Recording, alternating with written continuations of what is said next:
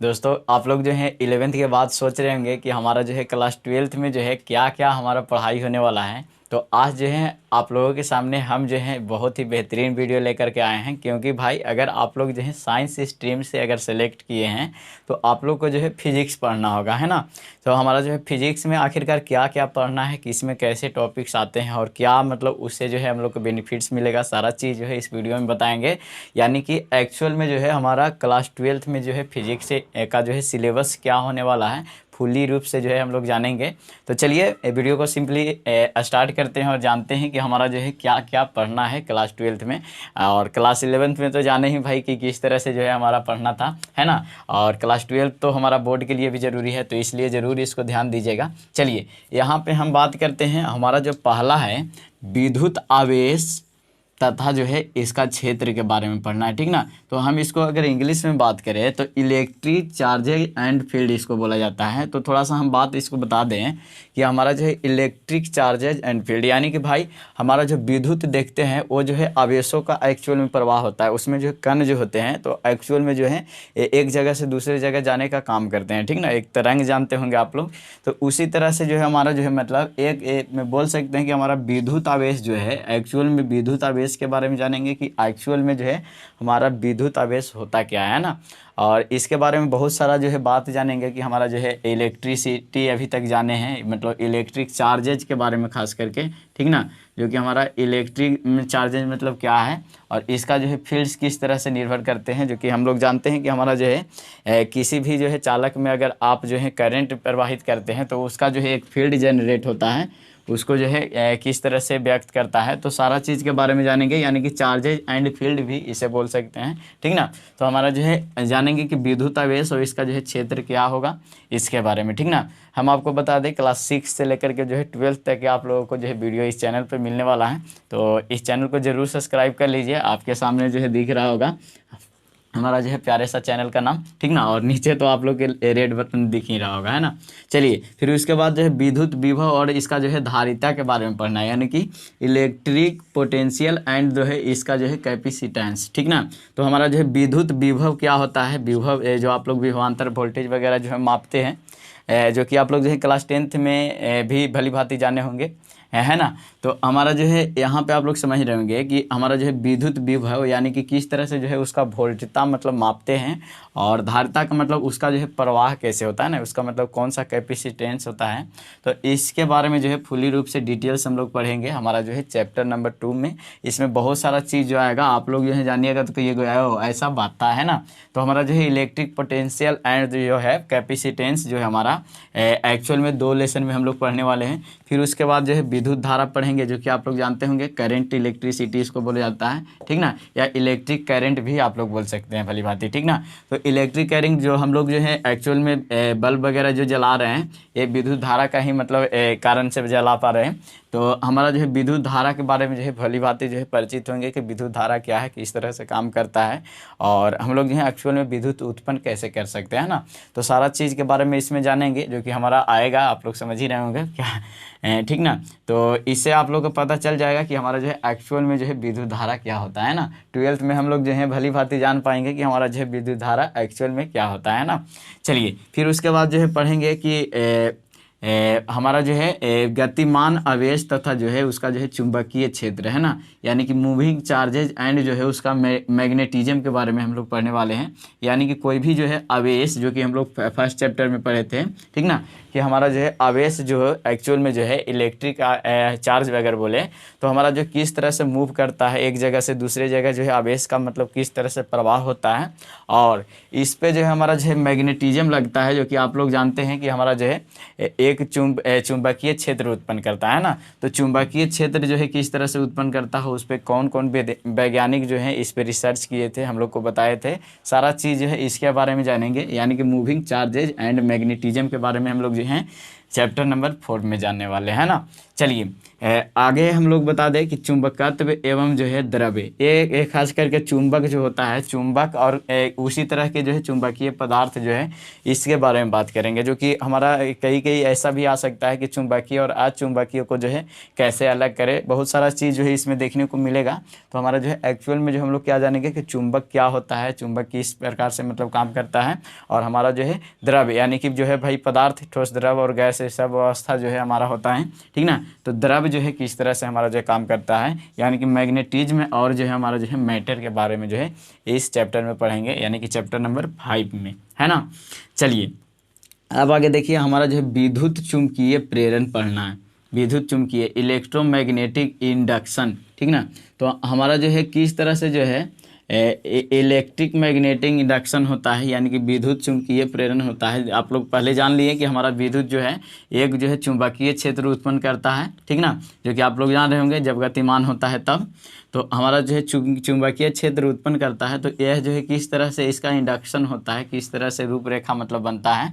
तो electric magnetic induction के बारे में पूर्ण रूप से इस हमारा जो है चैप्टर में 6 नंबर चैप्टर में हम लोग जो है पढ़ेंगे, है ना।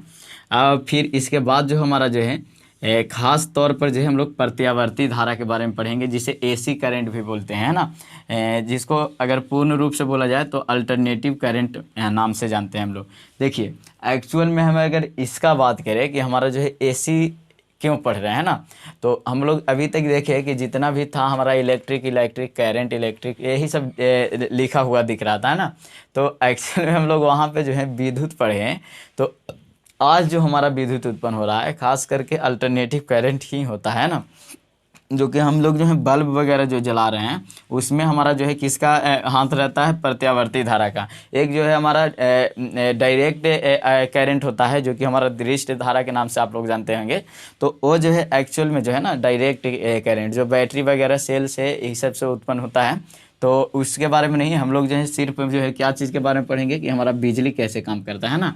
तो अल्टरनेटिव करंट के बारे में इसमें पढ़ेंगे कि एसी क्या है एक्चुअल में, ठीक ना, यानी कि एसी के बारे में पूर्ण रूप से डिटेल्स करेंगे। ट्रांसफार्मर वगैरह देखते होंगे, ट्रांसफार्मर भी जो है एसी प्रोड्यूस करता है हमारा अल्टरनेटिव करंट, तो आप लोग समझ सकते हैं। चलिए अगला चैप्टर पढ़ेंगे विद्युत चुंबकीय तरंग, ठीक ना, इलेक्ट्रोमैग्नेटिक वेव्स के बारे में पढ़ेंगे कि हमारा जो है विद्युत का जो है चुंबकीय तरंग जो है किस तरह प्रकार जो है निर्भर करता है। तरंग के मतलब आप लोग को बताएं कि लहर उसका, है ना।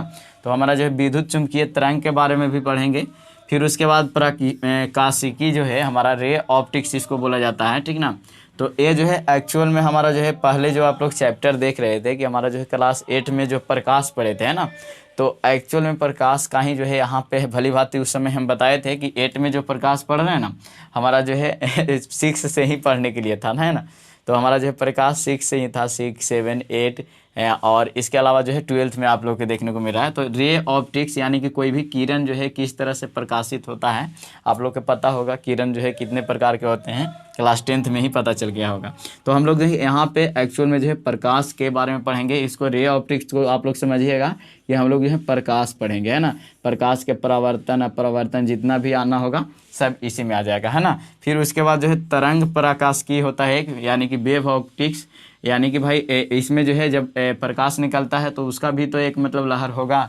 जैसे विद्युत धारा उत्पन्न होता है तो उसमें देखें कि हमारा जो है उसमें भी तरंग होते हैं, इलेक्ट्रोमैग्नेटिक तरंग जिसको बोलते हैं हम लोग। और यहाँ पे भी हमारा जो है रे ऑप्टिक्स पढ़े हैं, जिसमें ऑप्टिक्स का भी एक तरंग होता है, जो कि हमारा जो है तब तो एक जगह से दूसरे जगह जाता है ना। तो हमारा जो है एक्चुअल में जो है तरंग प्रकाशिकी जो है हमारा प्रकाश के बाद पढ़ेंगे, यानी कि 9 नंबर चैप्टर और 10 नंबर चैप्टर, और इसका वेटेज भी बहुत ज़्यादा है। सबसे ज़्यादा नंबर का यही पूछा जाता है, जो कि आप लोग जो है शुरू से ही पढ़ते आ रहे हैं, ठीक है ना। यानी कि प्रकाश के बारे में जो है भली भांति पूर्ण रूप से चर्चित करेंगे यहाँ पे, हमारा जो है किस तरह से काम करता है, प्रतिबिंब वगैरह, दर्पण, ये सब सारा चीज़ इसमें आ जाएगा, है ना। चलिए फिर उसके बाद विकिरणों तथा जो है द्रव्यों के द्वैत प्रकृति, ठीक ना, यानी कि डबल नेचर ऑफ जो है रेडिएशन एंड मैटर, यानी कि कोई भी पदार्थ है और जो है हमारा जो है विकिरण का मतलब है कि मतलब कोई भी मतलब पदार्थ जो है वो मतलब एक जगह से दूसरे जगह कैसे मतलब जो है जाने की मतलब कोशिश करता है, उसका नेचर क्या है, प्रकृति क्या है, उसके द्वैत नेचर के बारे में हम लोग इसमें जानने पढ़ने वाले हैं, यानी कि भाई कोई भी द्रव्य है, द्रव्य के मतलब हुआ यहाँ पे पदार्थ है ना, तो पदार्थ है किस तरह से जो है उसका जो है नेचर होता है, पूरा मतलब पदार्थ के बारे में जानेंगे, ठीक ना, और विकिरित कैसे होता है ना। चलिए फिर आगे पढ़ना है परमाणुवीय भौतिकी। इसको जो है भाई सिर्फ एटम भी बोला जाता है यहाँ पे, हालांकि एटम बोलेंगे तो हमारा केमिस्ट्री बोला जाएगा, है ना, कि केमिस्ट्री में हमारा जो है परमाणु पढ़ना था। तो यहाँ पे हम लोग क्या करते हैं कि परमाणु के बारे में ही और परमाणु के बारे में पढ़ते हैं। तो देखिए परमाणु क्यों पढ़ने पड़ रहा है, हमारा कोई भी वस्तु बनता है तो हमारा छोटा छोटा कण से मिलकर बना होगा कोई ठोस पदार्थ। जैसे एक किताब देख रहे हैं तो कोई परमाणु मिला होगा तब ना बना भाई, है ना। तो कोई भी चीज़ बनता है, जैसे जल देख रहे हैं आप लोग, पानी, तो उसमें भी अणु परमाणु का मेल होगा, है ना। तो ये एक्चुअल में जो है फिजिक्स में भी हम लोग के पढ़ने के लिए दे दिया है कि हमारा जो है परमाणुविक भौतिकी में कि हमारा किस तरह से जो है परमाणु जो है काम करता है, ठीक ना। और हम लोग जो है केमिस्ट्री में भी इसके बारे में भली भांति पढ़ते हैं, जो कि आप लोग अणु परमाणु देखवे किए थे क्लास 9th में, कितना पढ़ने के लिए आया था, है ना। तो हमारा जो है परमाणुविक की जो है हमारा जो है भौतिकी पढ़ना है। तो परमाणुवीय भौतिकी जो है एटॉमिक फिजिक्स जो है हम लोग जो है कौन सा चैप्टर में पढ़ेंगे, 12 नंबर चैप्टर में, यानी कि भाई 12th चैप्टर। चलिए फिर उसके बाद नाभिक न्यूक्लियाई के बारे में पढ़ेंगे कि उसका जो है किस तरह से सेंटर काम करता है, ठीक ना। न्यूक्लियर बम भी आप लोग देखते होंगे, है ना। तो हमारा जो नाभिक जो आप लोग देख रहे होंगे, नाभिक के बारे में पढ़ेंगे, जो कि हमारा जो सूर्य वगैरह जो है किस तरह से कार्य करता है, सारा चीज़ जो है इसमें देखने को मिल जाएगा। फिर उसके बाद अर्धचालक इलेक्ट्रॉनिकी के बारे में पढ़ना है, जिसको हम थोड़ा सा बताते हैं। कभी कभी आप देखे होंगे ना कि कोई भी पदार्थ है ना कि मतलब थोड़ा थोड़ा प्रकाश जो है प्रकाश नहीं, विद्युत जो है मतलब एक दूसरे जगह पे जो है विकिरित कर पाता है ना। जैसे सेमीकंडक्टर कहने का मतलब हुआ कि हमारा जो भी पदार्थ है कुछ मतलब अर्धचालक के रूप में होता है, ठीक ना। जो कि आप लोग समझ रहे होंगे, पढ़े होंगे धातु अधातु, जिसमें पता चला होगा कि हमारा जो विद्युत के जो है अर्धचालक भी होता है ना। तो अर्धचालक विद्युत जो एक्चुअल में होता है, कौन कौन सा जो है मतलब इलेक्ट्रॉनिक मतलब सामान जो हो जाएगा इसमें जो है पढ़ेंगे, ठीक ना। यानी कि अर्धचालक मतलब चालक के मतलब समझिएगा लाइन, बिजली, करंट समझिएगा। तो करंट एक्चुअल में जो है अर्धचालक मतलब किस किस पदार्थ में होता है, पूर्ण रूप से जानकारी किस में लेंगे हम लोग जो है 14 नंबर चैप्टर में लेंगे। 14 नंबर चैप्टर में क्या है हम लोग के कि अर्धचालक इलेक्ट्रॉनिकी तथा जो है हम लोग देख रहे होंगे, इसमें जो है पूर्ण रूप से जो है जानेंगे, है ना। यानी कि सेमीकंडक्टर, इंडक्शन, है ना, या इलेक्ट्रॉनिक्स। चलिए फिर उसके बाद जो है बहुत ही इम्पोर्टेंट हमारा है, ठीक ना, कम्युनिकेशन सिस्टम, है ना। कम्युनिकेशन सिस्टम के बारे में अभी से ही जान रहे होंगे। हमारा मोबाइल वगैरह यूज करते हैं, टेलीफोन, ये सब जो है हमारा एक्चुअल में जो है फिजिक्स में ही आविष्कार हुआ था, है ना। आजकल जितना भी हम लोग इलेक्ट्रॉनिक चीज़ देख रहे हैं, कंप्यूटर वगैरह, सब तो साइंस का ही देन है ना। तो हम लोग जो है यहाँ पे पढ़ेंगे कि संचार तंत्र जो है किस तरह से काम किया, इसका किस तरह से हमारा जो है इतिहास रहा, है ना, और किस तरह से हम हमारे जीवन में जो है इतना आज भूचाल लेकर के आ गया है। जो कि आप लोग मोबाइल अगर पढ़ रहे हैं मोबाइल से, तो वो भी हमारा जो है क्या है, कम्युनिकेशन सिस्टम है ना। और उसके अलावा अगर आप लोग बात करें कि अगर लैपटॉप से भी पढ़िएगा तो वो भी हमारा क्या हो जाएगा, कम्युनिकेशन सिस्टम हो जाएगा। यानी कि भाई हम लोग जो है कम्युनिकेशन सिस्टम को भी पढ़ेंगे आखिरी तक, कि हम लोग जो जितना भी चीज़ आजकल इस्तेमाल कर रहे हैं जो इलेक्ट्रॉनिक यानी कि भाई विद्युत धारा पे जो है निर्भर कर रहा है, तो उसका जो है क्या काम है जीवन में, है ना। तो ये जो है हमारा 15 नंबर चैप्टर, और इससे भी क्वेश्चन भली भांति आ जाते हैं, तो इसलिए ध्यान देना है, ये भी चैप्टर आप लोग ये इम्पोर्टेंट है ना। तो अब जो है हम सिंपली जो है अगले क्लास में जो है मिलेंगे, है ना। हमारा जो है स्टार्ट होगा विद्युत आवेश तथा जो है हमारा जो है इसका क्षेत्र क्या है, किस तरह से काम करता है, बहुत सारा जो है इसमें टॉपिक आएंगे।